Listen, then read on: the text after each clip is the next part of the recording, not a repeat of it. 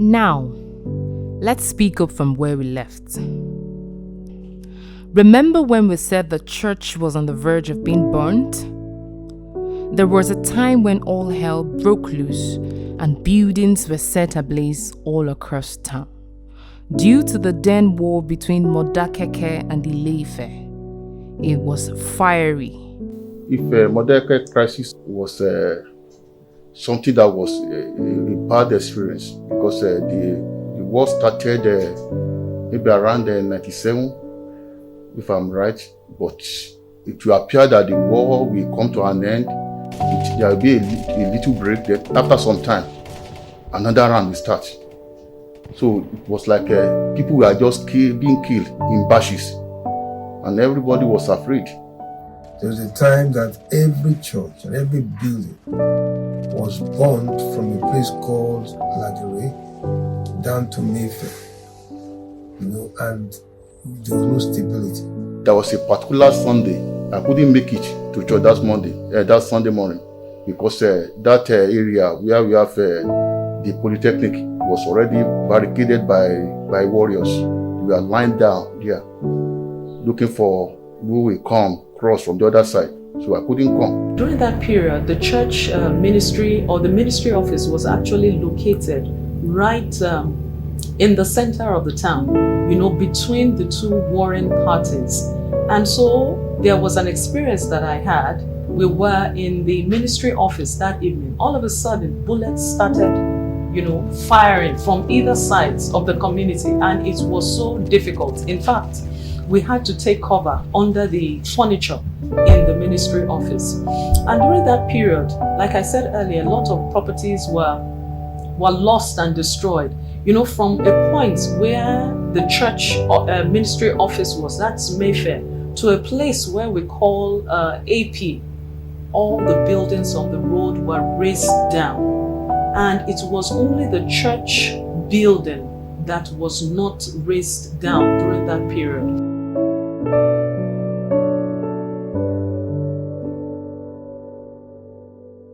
I remember one day when we came for service on a Sunday morning, and they had informed Pastor that they wanted to burn the ministry office. And because they just wanted to do Pastor a favor, they asked us to pack all the property of the church, and they gave us a certain time that within this period you have to pack everything out of that building because we intend to burn it down. Every attempt to burn our church did not succeed.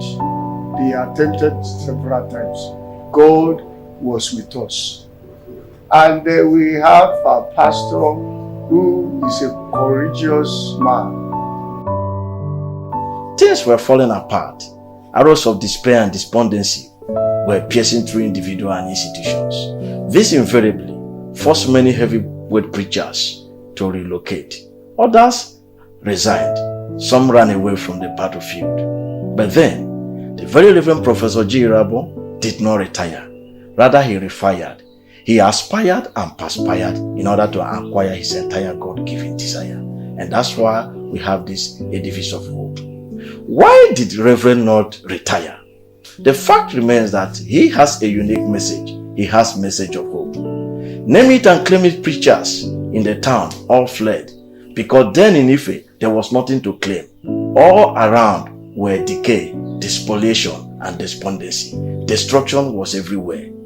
Forces of degradation and death held sway in city, maiming and destroying everything on the way.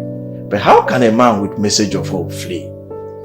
Truly, if the Lord does not watch the city, then we stay awake in vain.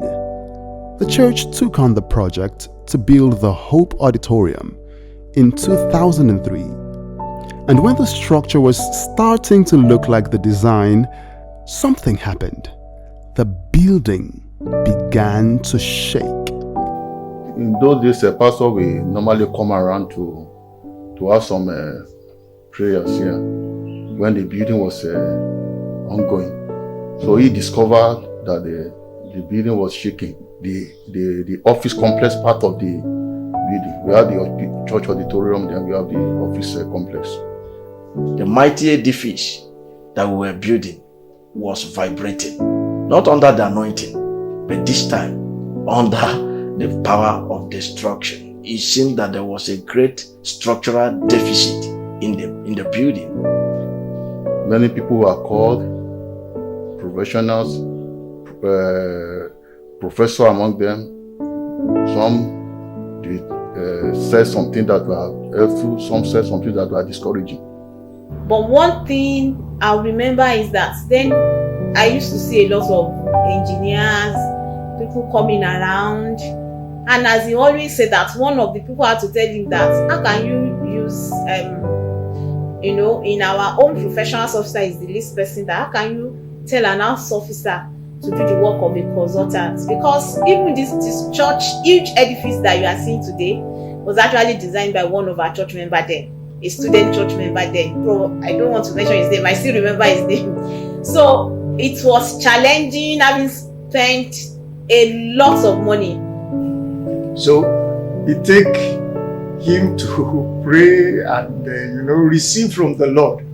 And these pillars you are seeing all around the church came up as a result of brainstorming, discussing with engineers, discussing with builders and so on. So today, by the special grace of God, the church is standing. I think that's how many years ago? Over 15 years ago. But we thank God today that everybody, one of the most beautiful places to visit in Osun State is our church. Witnesses say that they had to bring down the building to commence rebuilding after consulting some professionals. Speaking about professionals, how about professionals who prefer to walk at night when nobody sees them? I'm talking about thieves. Imagine gadgets purchased from church savings gone in one night. It was one of those times we took all our luggages, all our properties, our computers to the campus. I was then HOD, I took it in one of the rooms, and then thieves came and stole everything. When the goods were packed to a secure location, even in that secure location that was, walled, manned by security men and had burglary proofs, on the doors, our goods were stolen. It was a time when computers were not common in offices, but we had a computer for the ministry. And so we thought the computer and all the equipment were secure. But one morning, the secretary just called pastor that all the equipment have disappeared. It was shocking, it was devastating, it was difficult. But I remember this particular instance in which, pastor was, chief examiner, West African College of Physicians, and I was privileged to be working, with him at that time. At this time, everything about the exam rests upon pastor, and a lot of things have been done, questions have been drawn, everything is planned. And then one of the days, open pastor's office found out that, the computer has been stolen. Wow. I was devastated. A lot of work had gone into this. Every one of us was discouraged. It was like, how can we just go on, in spite of all of this? Why won't people just see, the sincerity, the openness of this, our beloved pastor? It was as if the devil was sending his agents to use robbery to pull back the hands of the clock. Computers have been stolen. The last time that they robbed, in fact, there was a time they stole the keyboard. The last time that they came, they stole computers. They actually came in through the roof. They burgled the pastor's office. They messed up the whole place. In fact, the site alone was enough to give anybody a heartbreak, because they really destroyed many things apart from the laptops that they carried. But throughout all these experiences, pastor was always calm. Regardless of these experiences, God has been good at all times. I'll tell you why I said that. Don't go anywhere. He who dwells in the secret place of the Most High shall abide under the shadow of the Almighty. I will say of the Lord, He is my refuge and my fortress, my God, in Him will I trust.